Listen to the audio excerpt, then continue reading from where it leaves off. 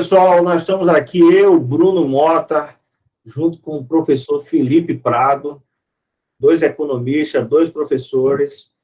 Nós provocamos aí nas redes sociais uma discussão muito interessante chamada O que os coaches de finanças não te falam. Que é justamente o que a gente acredita que, para você entender de finanças, é necessário você entender de economia. Por quê? Porque finanças nada mais é do que um reflexo do funcionamento das economias. E não é o contrário. Ela é um reflexo. Então, para você entender o reflexo, você precisa entender como funciona a economia. Nessa série que nós criamos aqui no canal Finanças para Jovens, hoje nós vamos fazer justamente a introdução, que é justamente dando uma passagem sumária de como se evoluiu os mercados financeiros a partir da década de 70 e 80, para que hoje tenha tanta sofisticação. Não é isso, professor Felipe? É isso, né? É importante a gente tentar compreender nesse primeiro momento, né? Algumas coisas que os coaches tradicionais não trabalham, né? E nem fazem reflexões, que é justamente como é que a gente chegou nesse sistema hiperfinanciarizado, extremamente integrado, e que é aquela questão, né? Ou seja, um idiota pode falir um banco nos Estados Unidos e os teus investimentos aqui ruem. Né? Aí você tem uma epidemia na China, numa cidade a 20 mil quilômetros da gente, e os nossos investimentos aqui, de novo, entram em ruína. Então, essa compreensão é fundamental para a gente ver que, na verdade, hoje, o sucesso no mundo dos investimentos, né, a alocação adequada do seu capital, sobretudo na renda variável, ela depende dessa dinâmica global e muitas vezes não depende só do seu mérito de saber escolher bem, né? Coisas podem acontecer que não tem nada a ver com a gente.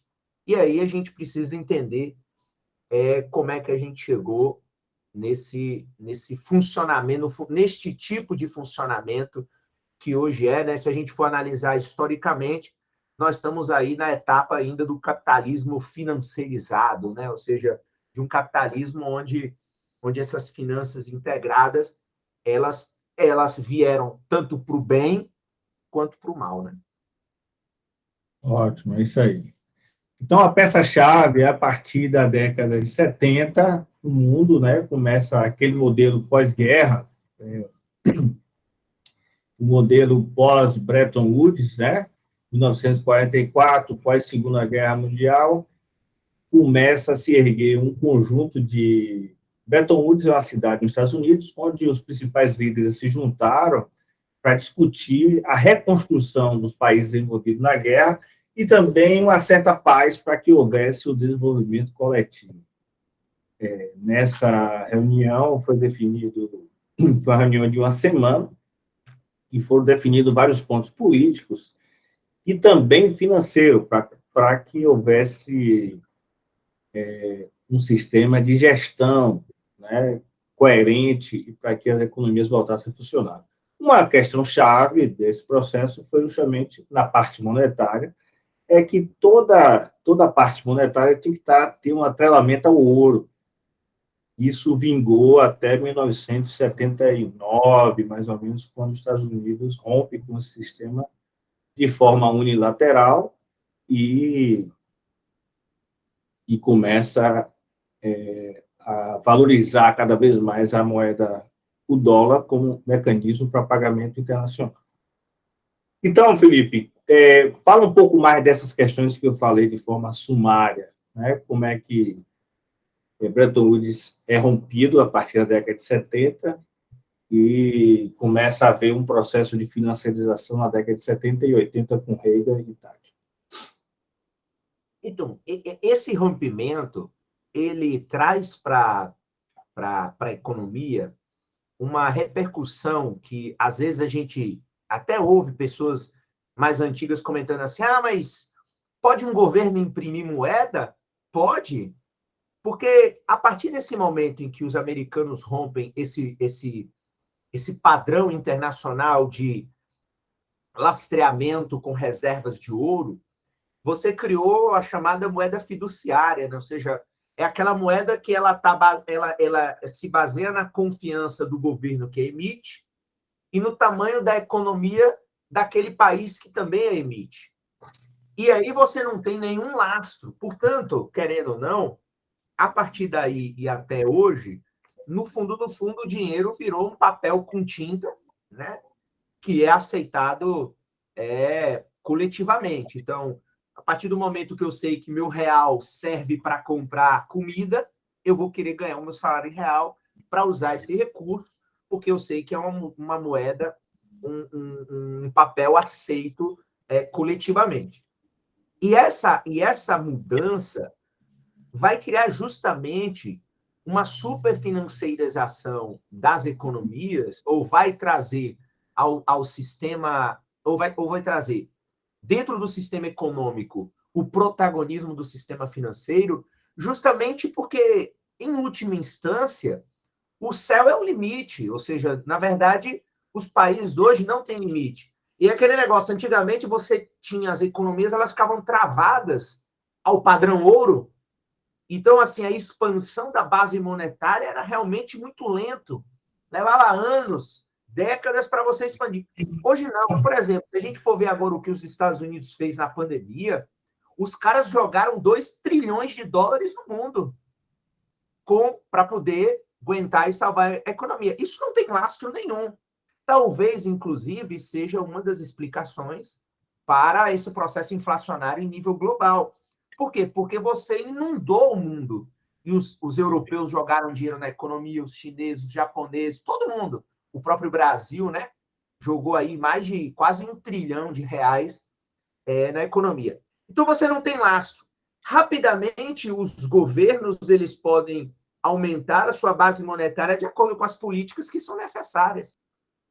E aí você traz ao setor financeiro dentro da economia, né? Ou seja, o setor financeiro é apenas um pedaço da economia, você deu um protagonismo gigantesco a esse setor a partir desse período. E aí você tem, nos anos 80, anos 90, os anos 2000, o setor financeiro se expande, não só, e se expande sobretudo a partir disso, e aí depois você tem um segundo processo, ou seja, você tirou a amarra do ouro, você agora permite os países terem a moeda fiduciária, do qual eles podem imprimir o máximo de moeda possível de acordo com as suas necessidades, sobretudo política. Hoje é muito político, muito mais do que técnico, do que um cálculo técnico. Então, essa era a primeira amarra, tirou. E a segunda amarra é a amarra da desregulamentação do capital em nível internacional, para você permitir justamente esse fluxo de capital circular livremente para poder fazer o processo, né? Aí, recorrendo à expressão de Karl Marx, é recorrer ao processo de acumulação mais rápido possível. Sim. Então você... Então, imagina esses trilhões... Aí a gente sempre tem que, talvez, pelo menos eu sempre faço um raciocínio a partir, por exemplo, dos Estados Unidos. Então, imagina, o governo dos Estados Unidos jogou 2 trilhões na economia nos últimos 2 anos. O investidor, então, ele não tem amarra para emitir moeda, ele vai emitir mesmo. E, enfim, os monetaristas não gostam muito disso, mas a verdade é essa. Ou seja, digamos, esses 2 trilhões surgiram de onde? Qual é a base técnica? Não existe. É assim, ó, precisamos de 1 trilhão para salvar a economia da pandemia. O Congresso vai lá, que é o detentor do orçamento, aprova a decisão política, está dado.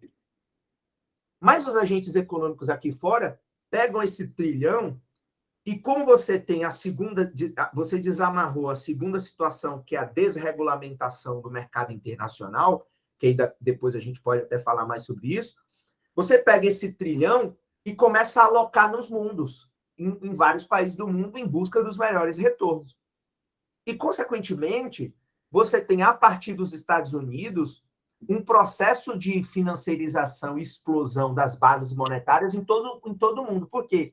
Porque cada vez que você leva dólar para um país como o Brasil, você tem que emitir reais, né? Ou seja, chega a 1 milhão de dólares no Banco Central, o Banco Central tem que liberar 5 milhões de reais na conta daquele cara, porque a gente tem a moeda, é o curso forçado, né? Ou seja, a nossa moeda, nós não podemos operar aqui do ponto de vista econômico, né, e comercial sem a nossa moeda.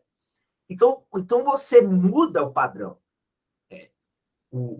A dinâmica, a velocidade a partir dos anos 80 é um negócio brutal, brutal mesmo.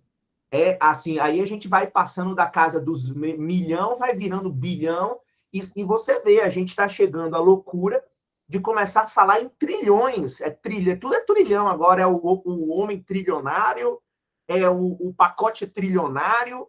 Sim. Por quê? Porque você não tem limites, não tem limites.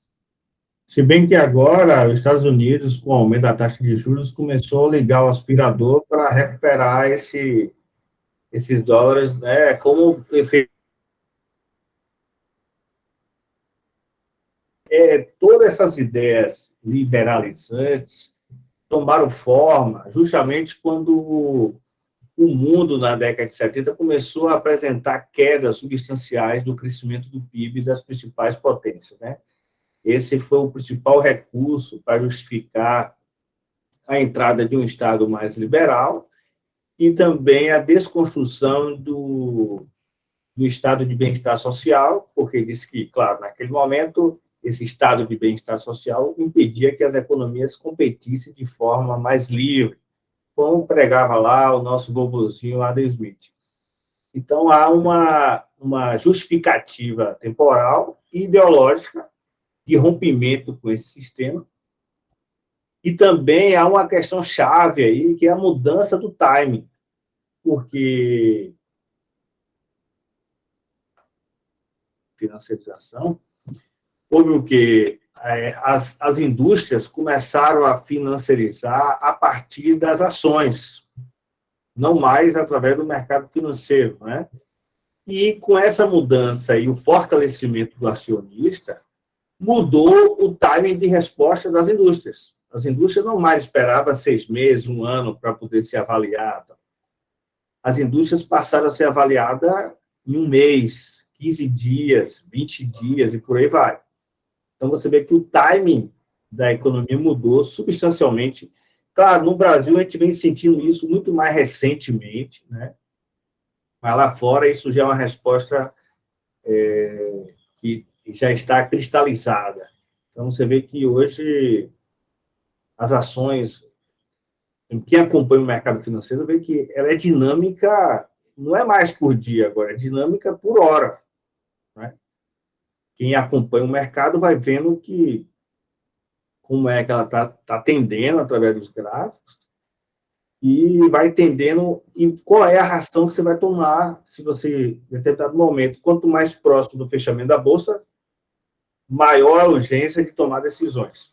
Nesse aspecto que você está falando, só para completar, quando os caras fazem aquelas análises históricas, tem um livro que fala que, por exemplo, o cara conta que lá nos anos 50, 60, um trader, nos anos 70, o trader ele ia operar, o que ele fazia? Ele chegava de manhã no escritório, ele pegava o jornal do dia e ele passava o dia todo tomando decisão a partir daquele jornal do dia. Amanhã ele ia ver o jornal do dia seguinte para tomar decisão. Hoje é o que você falou. É assim, 9 da manhã eu tomo uma decisão. Às 10, pode ter um banco falindo em algum lugar, você tem que tomar outra decisão.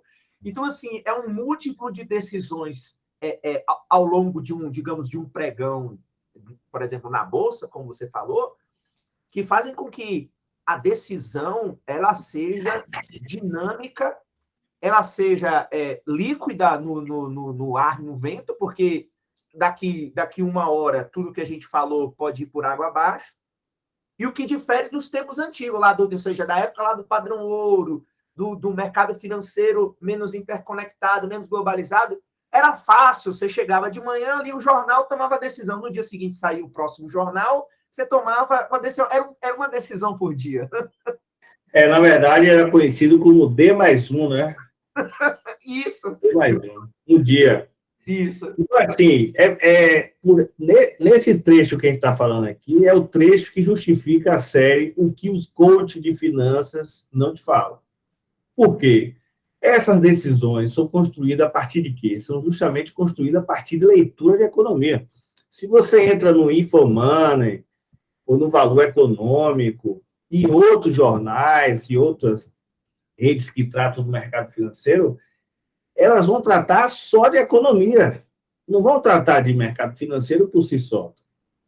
Né? Então, assim, o que nós, economistas, estamos propondo é a necessidade das pessoas aprenderem economia. Não precisa fazer um curso de economia. Mas à medida que você vai começando a ver o comportamento da Bolsa e a reação, né, no dia anterior ou uma hora antes do mercado, é que você vai começar a entender do mercado financeiro. Ou você vai estar sempre subsidiando que outras pessoas tomem decisão. Por exemplo, se você tem uma pessoa que lhe influencia, ela te influencia, você vai lá, compra, valoriza, ela vai lá e vende, por exemplo. Ou seja, porque no mercado financeiro, quem mais toma a decisão mais rápida é justamente quem investe mais para isso. Né? Então, se você chegar num banco de investimento, tem um cara, um economista lá, especialista em petróleo, outro especialista em soja, outro especialista, ou seja, esses caras são caros, né? E quem acessa esses caras são os caras que primeiro saem ou primeiro entram na bolsa. Ou seja, decisão custa dinheiro. Então, quem repete informação, na verdade, está ajudando outros a ganhar dinheiro. Você pode até ganhar dinheiro, mas se você não começar a relacionar o que você faz com a economia e começar a entender disso ao longo do tempo, vai ficar refém o resto da vida. Então, voltando aqui com o professor Felipe, a questão do processo de financiarização.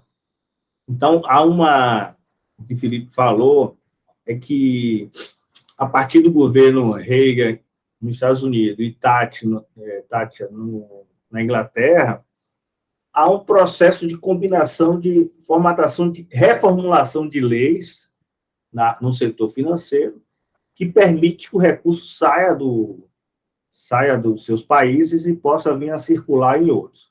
Paralelamente, nos governos aqui da América Latina, por exemplo, que na década de 80 estavam vivendo a hiperinflação, para resolver seus problemas, eles teriam que ir ao FMI ou ao Banco Mundial. Tudo bem, mas eu te empresto dinheiro, assim eles falaram. Eu te empresto dinheiro, mas tem uma cartilha aqui que você vai ter que cumprir e que chamou de consenso de Washington, que foi uma série de leis. Tá? E o Washington é onde fica o FMI e o Banco Mundial, não é isso? Então, a partir daquela cadernetazinha de regras para tomar aquele empréstimo, o que é que vinha no pacote?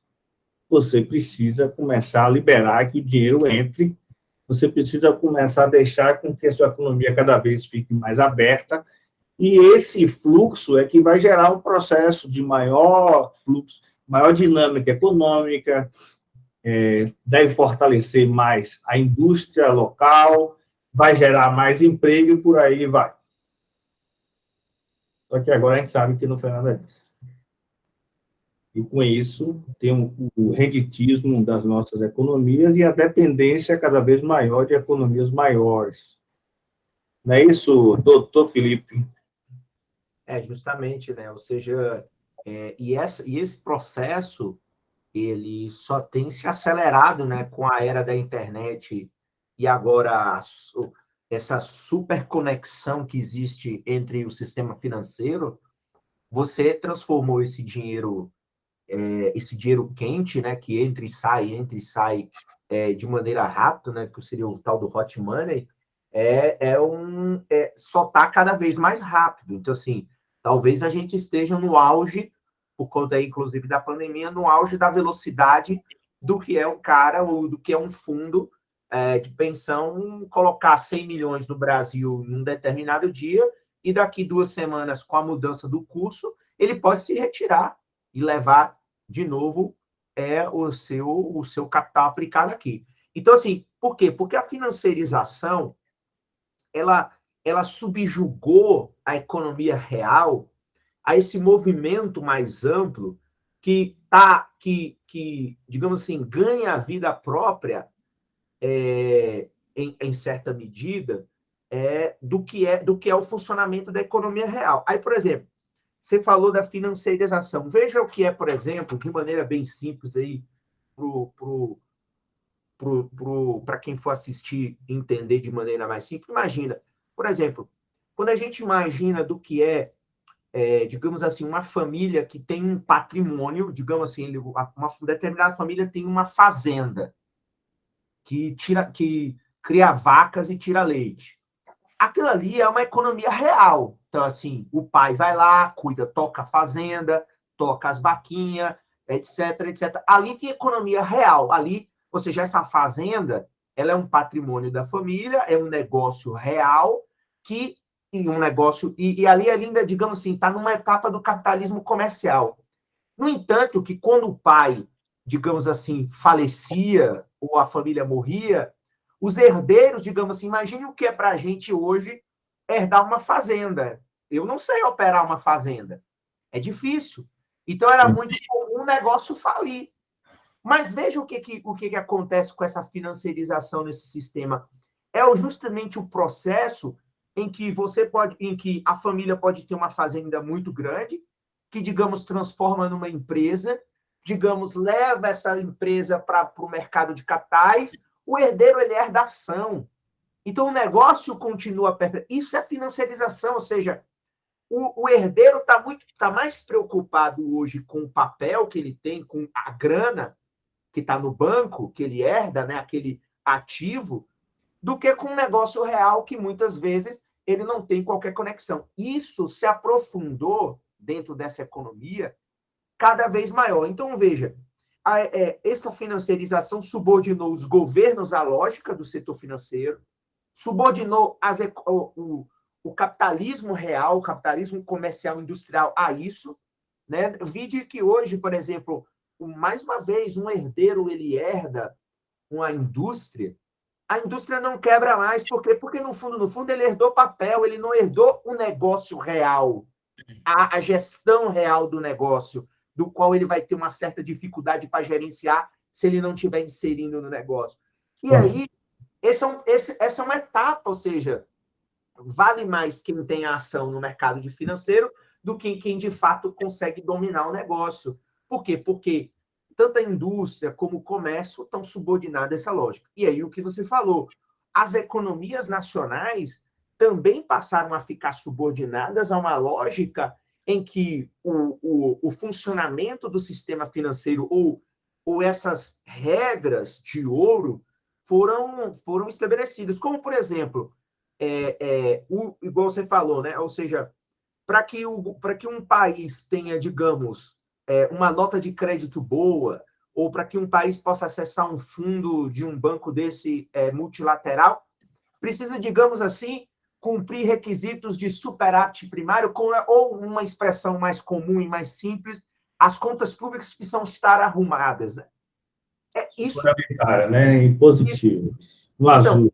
isso é uma submissão à lógica financeira, ou seja, como você tem um país que emite uma moeda fiduciária, que a garantia é a economia e é a institucionalidade do emissor, você começa a cobrar que esse emissor se sujeite a uma lógica contábil para justamente ele ter um grau de confiabilidade.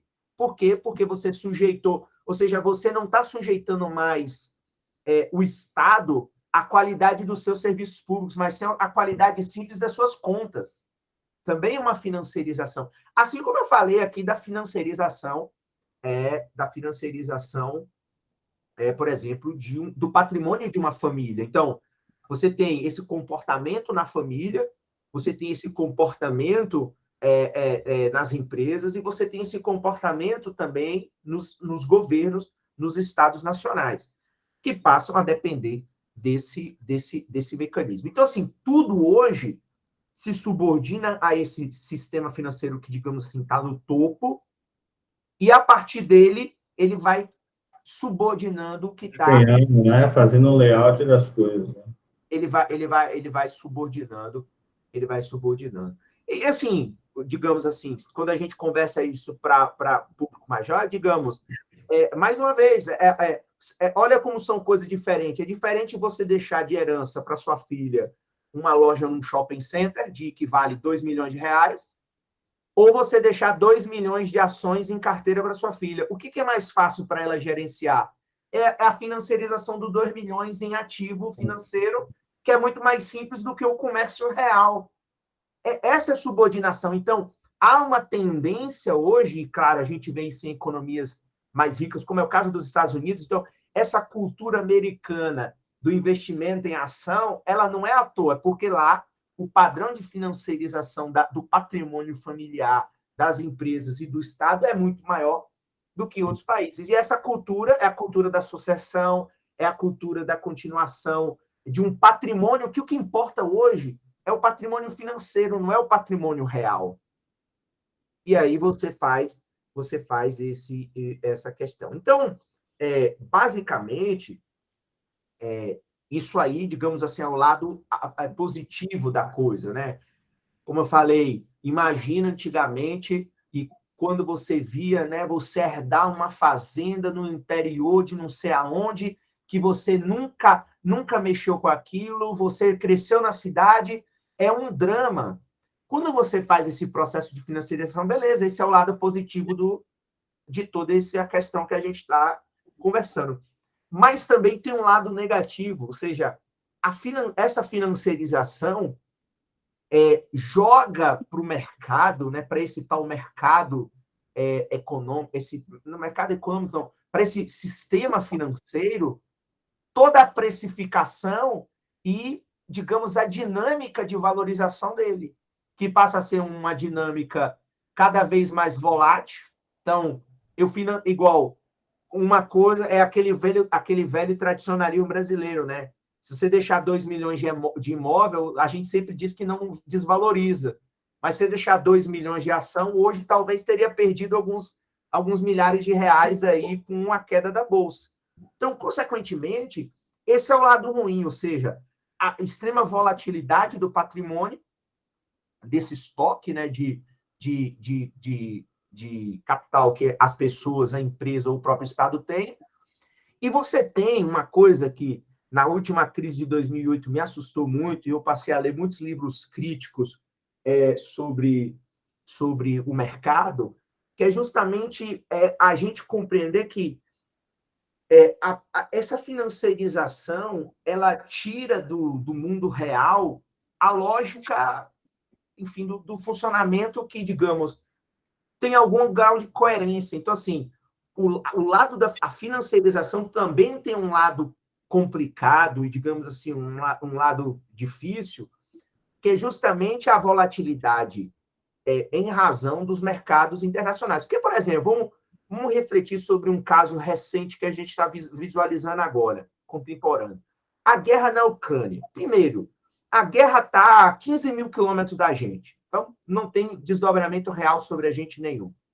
Segundo, tecnicamente, nós dependemos de muitos poucos produtos desses países. Mas a financiarização desse sistema faz com que uma guerra num determinado lugar crie um conjunto de decisões ou de expectativas ruins e você afeta toda a precificação, tanto de ativos como de mercadorias, na economia, o que não tem nada a ver. Então, por exemplo, a gente, por exemplo... O petróleo, né? A saída deles, a ameaça de não fornecer petróleo, diminuiu a... Mas aí é a economia real, diminuiu a oferta. Mas, por exemplo, qual o impacto disso para o Brasil? Nenhum. Só que aí você tem uma pressão sobre o preço do petróleo, porque o preço do petróleo ele não é mais construído aqui dentro com os custos de produção, aquele raciocínio econômico. Então, o que os coaches de finanças não te contam? Não te contam mais que hoje as empresas não têm mais cálculo econômico, elas funcionam por um cálculo, por uma precificação do mercado internacional que não tem nada a ver com custo e com operação, tem a ver com especulação. Por exemplo, o preço dos alimentos hoje. Cara, qual é a quebra de safra que está tendo? Nenhuma. Qual é o país... tudo bem, você tem lá a questão do girassol na Ucrânia, você tem 1 ou 2 produtos que era para os preços estarem elevando. Não, você explode tudo. Por quê? Porque você tem um conjunto de incertezas nesse cenário financeirizado, numa crise num determinado lugar, que vai contaminando todo o sistema de precificação internacional e criando um conjunto de especulações. Ou seja, a gente aqui está pagando trigo caro, mas o nosso trigo não vem da Ucrânia, nosso trigo vem da Argentina. Então, qual é o sentido disso? Na Argentina, onde tem a moeda desvalorizada, ou seja, deveria ser mais barato. Isso deveria ser teoricamente, mas mas o trigo da Argentina, não, o valor dele não é baseado no, digamos assim, uma economia bem simples de pão, o custo da produção, o market share lá do produtor e o preço final, não, é preço internacional. Aí, se o preço internacional explode, você tem tudo. Então, isso é a financiarização. Então, tanto os ativos, eles se valorizam por conta dos momentos bons da economia internacional, e aí você valoriza tudo, como também com uma crise. Então, por exemplo, o que eu achava engraçado é igual. O que é que rompe uma crise global em 2008? Uma gestão fraudulenta no Lehman Brothers, que eu não tenho conta, você não tem conta, não tinha um ativo no Brasil, não tinha um ativo na Europa, era tudo ativo americano. Ou seja, uma instituição... Mas ali foi justamente a crise desse problema complexo, vender a ilusão numa sequência, né, de, assim, mais ou menos quando você chegava na C&A, dava um cheque predatável, e aí você ia até o banheiro do shopping, aí falava assim, pô, não, eu vou pagar à vista. Aí voltava para poder resgatar o cheque e pagar à vista. O cheque já tinha sumido. Porque na operação com a C&A, ela já tinha vendido parte com seguro, a outra parte, né, era negociada para pagamentos futuros, ela recebia de imediato, ou seja, o cheque era dividido e distribuído para uma série de pessoas. A C&A era meramente, como são as empresas hoje, meramente captadora de recursos, como é a loja Magazine Luiza, Casa Bahia, tal, né? Tem um negócio que é a captação de recursos a custo zero, né, igual a banco, e o outro negócio é o negócio de vender esse contas a receber, né?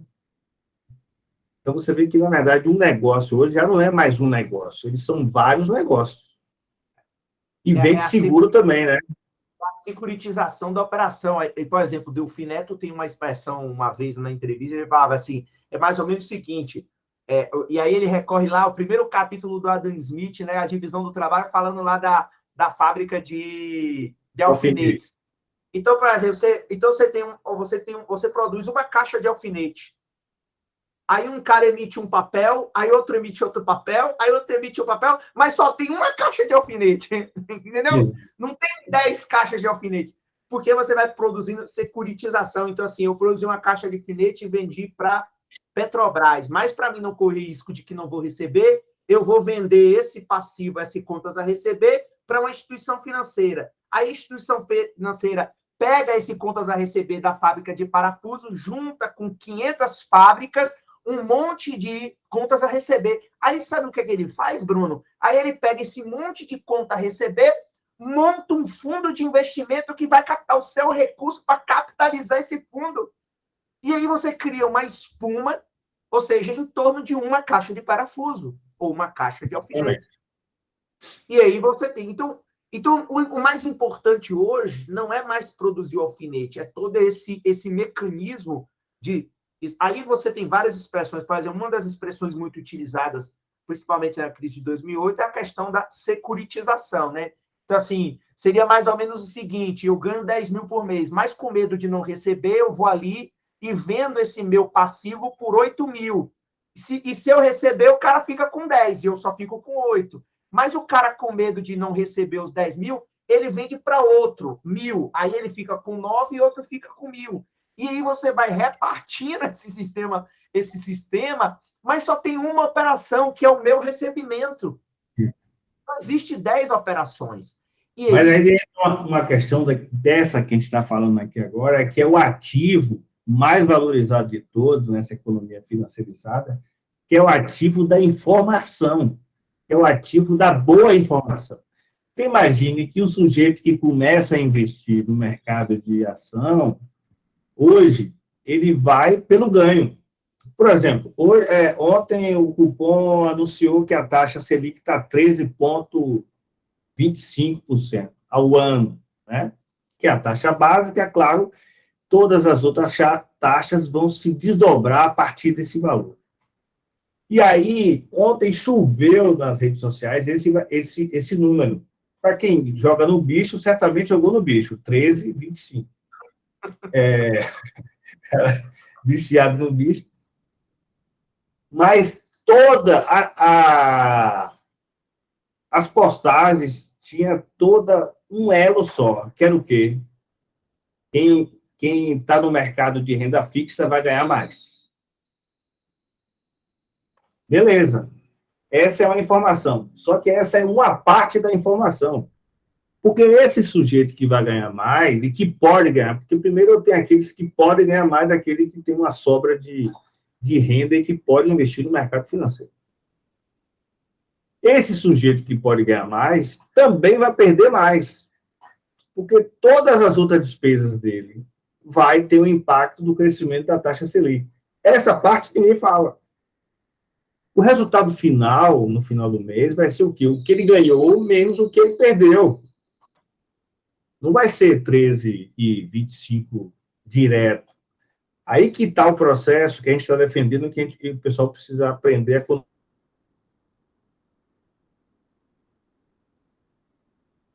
justamente ler essas informações, né? E não ficar meramente repetindo, porque se você quiser agora, você pode entrar na rede social e ver lá, quando o Banco Central jogou esse dado, a repetição disso. Mas sempre na mesma linha, do ganho apenas. Isso a gente, que é economista, não acha que é muito correto, para não dizer desonesto. Né? Por isso que a gente está defendendo que essa série, e esse aqui é o primeiro capítulo, vai ajudar você a justamente entender como funciona a economia e o acompanhamento diário de informação, que é o principal ativo, na verdade, do mercado financeiro, é a informação. E o acompanhamento diário com interpretação e, claro, o acompanhamento dos canais, do meu canal, do canal de Felipe, de outros canais bons, você vai também aprender. Mas não há possibilidade de cortar caminho, de você chegar, né, por cima de helicóptero ou de, sei lá, qualquer bang jump, e ceifar esse processo, porque você vai ficar eternamente refém, sabe? Quando o cara está sequestrado, você vai estar o tempo todo sequestrado e sendo direcionado para o que é mais conveniente, né? Duas coisas que pode ficar claro nesse primeiro capítulo é o seguinte: primeiro, né, essa financiarização da economia, tanto em nível nacional como em nível de interconexão mundial, digamos, essa financiarização internacional, ela, quando dá certo, é maravilhosa, mas tem o outro lado. É o que você falou. Na hora do tombo, na hora do prejuízo, o prejuízo é para todo mundo. E aí nos ensina a segunda lição. As nossas decisões dentro desse ambiente de financiarização, eles não dependem só da gente. Eu acho que esse é o aspecto chave, ou seja, o cara, quando ele dá certo, né, a gente vê, né, quando o cara começa a aplicar lá, comprar as primeiras ações, aí ele está empolgado, nossa, estou dando certo, ganhei. Ele acha que é mérito dele, tudo é mérito dele. Mas na hora que ele perde, aí o problema é a economia, né? Veja bem, a inflação, é o governo, é isso, é aquilo. Mas a verdade é a interconexão. Do mesmo jeito que quando você ganhou por causa de outros fatores, não foi só o seu mérito. Porque aquele negócio, quando o mercado vai bem, todas as ações se valorizam, todas, até as empresas ruins. E quando o mercado cai, aí vem aquela lógica do investimento. Porque, na verdade, o sentimento do investidor na prática, e se a gente for ver livros de psicologia financeira, na verdade, o nosso primeiro comportamento, que não é aquele comportamento do homo econômico, é o seguinte: a minha primeira prioridade não é ganhar, é não perder. Então, Não assim, perder. primeiro eu quero 1.000. Primeiro eu quero não perder o 1.000. E por isso que isso justifica o comportamento, muitas vezes, conservador dos investidores brasileiros. Mas veja, esse comportamento conservador, ele também é no mundo inteiro. Todo mundo é conservador. Agora, a diferença, igual, porque o americano... Isso às vezes me enche a paciência. Porque o americano investe no mercado, é cultura. Ele investe no mercado de renda variável porque ele não tem opção na renda fixa. A renda fixa do Tesouro americano é muito ruim. Ele não ganha nem inflação. Ele vai ali justamente só para entesourar por uma questão lá, como diria o Keynes, digamos assim, por uma questão de incertezas que pode ter na vida dele. Mas o cara não tem opção. Se você for nos Estados Unidos, qual é a aplicação americana que dê, digamos, 10%, 15% ao ano? Nenhuma, a não ser ação. O nosso sistema de renda fixa, ele permite que a gente tenha um comportamento, claro, mais conservador. Por quê? Porque o nosso primeiro comportamento de sobrevivência nesse mundo, e ainda mais com tanta volatilidade, é o fato de que nós primeiro não queremos perder. Aí, depois de não perder, a gente deseja ganhar. Então, a gente precisa ter. Eu acho que isso é uma sacada que já muda a forma da gente visualizar o mercado, porque da crise de 2008 para cá, eu já vi o seguinte, cara, o mérito de você escolher uma ação e dar certo não é só seu, é de tantas variáveis, mas tantas variáveis, que chega a ser o ponto de ser tipo uma sorte. É uma sorte. Porque assim... E é uma coisa interessante, Felipe, que você falou aí, porque você vê, por exemplo, no marketing do mercado financeiro, você vê pessoas falando de forma arrojada, que tem uma postura mais Só na agressiva. teoria. Só na teoria. É, mas na real é porque, na verdade, ninguém abre a carteira, né?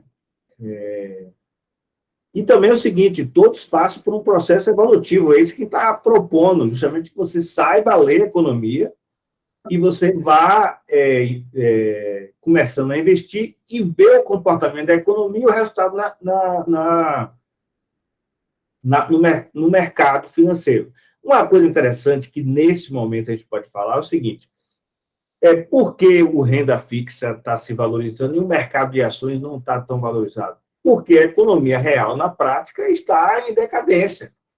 Quando o mercado, a economia estiver dinâmica, o que vai prevalecer é o mercado de ações. Quem vai ficar na renda fixa é basicamente os conservadores dos conservadores. E não é problema isso. Isso pode ser uma posição, né?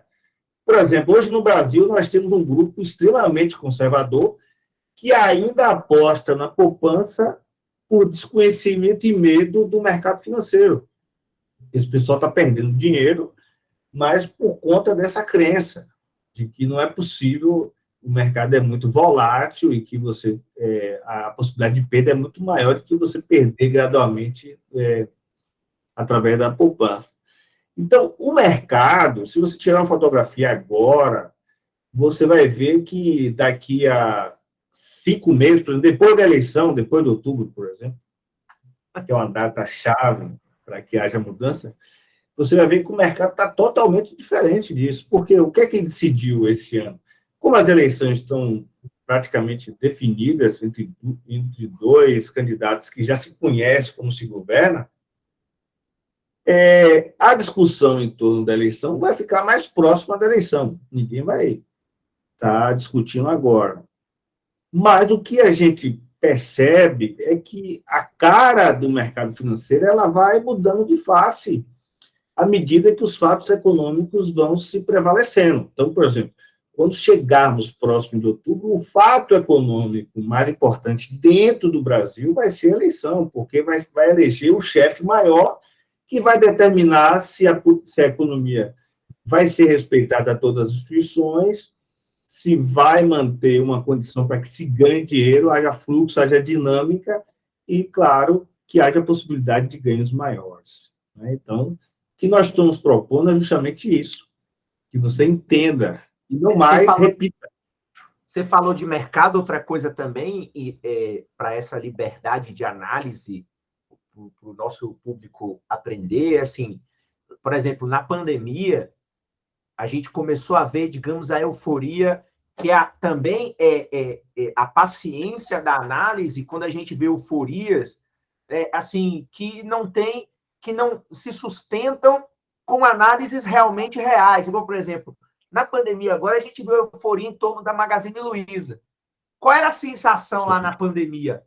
Pô, que os caras estão revolucionando. Aí eu me perguntava, tá, eu vou analisar a empresa para ver o que está acontecendo. E quando você vê, a empresa está num processo de construção, digamos de ser assim, o grande Amazon, o grande AliExpress do Brasil. Estão aqui comprando aquisição de várias outras lojas de e-commerce consolidadas, estão fazendo um pool amplo de produtos, etc. Só que naquele momento lá do ano passado, todo mundo quis, nossa, estão revolucionando, só eles estão ganhando dinheiro. A ação foi para 20. A ação hoje está em R$2. Perdeu 90 e poucos por cento. E ninguém fez tanto investir como deixar de investir sustentado num negócio real. Porque realmente, se a Magazine Luiza conseguir consolidar o seu processo de competição com o Mercado Livre, Amazon, com AliExpress, com Shopee, eles vão ser o maior representante brasileiro. Pô, desse ponto de vista, justifica a gente investir agora, porque se a estratégia está em marcha ainda, é uma aposta que você faz. O problema é que a financiarização faz justamente isso, os movimentos de subida sem razão nenhuma, se chega a R$20, e depois de uma queda também sem razão, porque a empresa também ela não é ruim, não é uma empresa que também está falida, que não tem uma gestão e uma competência. Mas uma coisa interessante é que o setor de venda, ela depende substancialmente da dinâmica econômica. Então, se a dinâmica econômica está em processo de desaceleração, claro que a ação dela vai cair, porque ela não vai conseguir sustentar o volume de venda até um determinado momento. Né? Você pode até, por exemplo, como no Brasil, 26% do brasileiro que tem cartão de crédito tem até 5 cartões de crédito, ela pode até prorrogar o movimento de Magazine Luiza com o processo de endividamento. Mas tudo tem limite. Porque, na verdade, o que vai sustentar a Magazine, assim como outras empresas de venda, vai ser a dinâmica econômica. Essa dinâmica é que só deve voltar lá para 2024, 2023, 2024. Então, daqui para lá, se você vai investir em ação, vai ter que ser um day trade, né? Vai ter que entrar observando movimentos que tendem à valorização. Você valoriza e você sai vendendo. Mas sempre, não mais esperando essa janela tão grande, né? De sair de 20 para 2. Você pode até comprar agora, na expectativa, por exemplo, você compra 2 e vende depois do Natal, ou do Black Friday. E há uma tendência de valorização, por exemplo, né? Mas a importância da compreensão da economia real, eu acho que isso morreu. Quando eu olho os analistas, eu leio o relatório de bancos, né, de corretoras, tipo assim, parece que a economia real desaparece ali, a reflexão nunca é em torno do negócio. Igual eu tô te falando, por exemplo, se o cara tem uma convicção de investimento de longo prazo, que a gente está falando, por exemplo, o mercado de renda variável, ele culturalmente tem que ser entendido como um investimento de longo prazo, enfim, para ele de fato dar certo, porque você foge desses ciclos de curto prazo. Igual agora, a gente vai ter um ciclo de curto prazo de recessão, queda na demanda agregada, etc. Então, assim, mas a Magazine Luiza ainda se sustenta como modelo de negócio, como modelo de gestão, como modelo estratégico de competição, que vai sobreviver a esse cenário? Essa é uma coisa. Porque hoje, assim, e aí eu fico no mercado financeiro, porque, assim, o problema é que a gente está esquecendo da economia real. É igual, quando eu vou lá dar uma aula, minha aula custa R$100. Eu fui lá, dei a aula de R$100. Não tem por que o meu preço oscilar. Se eu fiz o meu serviço, o preço já está acordado. O problema é que o mercado financeiro ele está virando, essa financiarização excessiva, está virando uma valorização fictícia dentro da própria valorização, que faz com que o cara compre a ação somente para valorizar dentro da própria ação e dentro do próprio mercado, sem nenhuma conexão com a realidade concreta. E isso não se sustenta. Mas até essa análise só é possível através da economia. Sim. Porque você fez essa análise, porque assim, não há, o fluxo de venda mensal da Magazine não alterou substancialmente. Ele continua crescendo, mas a passos curtos. Isso. Né? Aí, claro, você vem através de marketing, através do uso da mídia em geral, você infla isso. Claro, quem está inflando está de olho na possibilidade de ganho, porque se todo mundo entra comprando, ela vai valorizar. Você valoriza, você cristaliza sua posição, sai de lá, uma ação que era 2, vendeu a 20, está tudo beleza, vai embora. É isso que vai prevalecer, é isso que a gente está falando aqui, de que se você não conseguir ler a economia, e claro, você não vai ler a economia do dia para a noite, mas quando você perceber o mercado financeiro, perceber a economia o tempo todo fazendo essa análise, você se forma realmente como um leitor do mercado financeiro, né? Felipe, quer deixar mais alguma mensagem para essa galera aí? Só essa última coisa que você falou, eu acho que é importante, assim, o mercado financeiro, ou esse mercado de renda variável, né, ele precifica, ele está à frente da economia. Sim. Então, isso é importante. Então, essa é uma leitura importante. Então, assim, por exemplo, quando você começa a ver os dados econômicos, digamos assim, igual agora, estão apresentando uma certa resistência de crescimento no Brasil, o mercado já afunda amanhã. Sim. Porque ele está precificando que no futuro a coisa vai piorar. Por quê? Porque se eu deixo de consumir, se eu deixo de comprar ali um produto no supermercado, esse rebatimento na indústria vai levar. Então, eu deixei de comprar no mercado, o estoque sobrou, o mercado não encomenda mais do atacadista, o atacadista não encomenda mais da indústria, a indústria não contrata mais trabalhador, o trabalhador volta para casa sem salário e aí também deixa de comprar. Então, isso tem um time que o mercado financeiro ele tem essa virtude final aqui para a gente deixar. E, claro, a financiarização, igual agora, a queda brutal dos mercados em nível mundial, aí, veja, essa financiarização global ela é boa por esse ponto. Já está apontando que o mundo vai entrar em crise, porque a expectativa dos mercados já está antecipando o futuro. Sim. E não o contrário, né? Então, acho que isso aí é muito importante a gente deixar isso aí. O que acontece hoje vai espelhar no que vai acontecer no futuro, quando a gente fala de mercado financeiro. E a gente já está vendo, igual, qual é a grande manchete agora no final do dia? É que a Bolsa já está abaixo dos 100 mil pontos. Nossa! Então, isso já sinaliza o que para nós? Na verdade, já é a bola desinchando. Já está acontecendo. Né? Já é a bola, aquela bola de aniversário que você chega no dia do aniversário, tá reluzente e preenchida totalmente. No segundo dia, a bola já está mais murchinha. Então, é isso que é interessante. Você vê que a bola vai se aproximando da economia real. No processo, quando né, se rompe uma crise, vamos dizer assim, com um certo delay, ela vai se aproximando de novo, aí ela se acomoda, com toda modéstia, ela se acomoda em cima da economia real. Né? Aí o próximo momento de expansão vai ser o momento em que o capitalismo vai tentar encontrar uma outra forma de realizar uma acumulação acelerada, vai tentar se encaixar em outros mecanismos, vai começar a brigar entre ele para poder achar outra forma, para ir ter outra bolha. Então, assim, isso aí é o que, às vezes, muito... Não é? Eu acho, para a gente encerrar, a gente vai encerrar com aquela frase que diz assim: economia é uma coisa muito séria para ficar só entre os economistas. Né? Então, vocês aí sigam a série. Acho que essa frase é do Cheng, eu vou achar ainda o livro e vou te mostrar. Que eu acho que o Cheng, né, que é o Radio Cheng, que escreve aquele livro famoso Chutando a Escada, né, sobre desenvolvimento, é um sul-coreano que é para o sul da Inglaterra, eu acho que ele tem uma...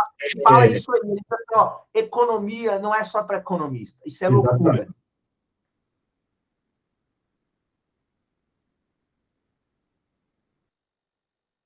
Dessa perspectiva, né? Está o tempo todo chamando atenção para que as pessoas aprendam a economia, porque além da questão do mercado financeiro, tem um prazer de você olhar para o fato, entender que nenhuma variável determina a outra. Ela pode ter até uma parcela responsável, mas ela vai estar o tempo todo agindo em relação, junto com outras variáveis.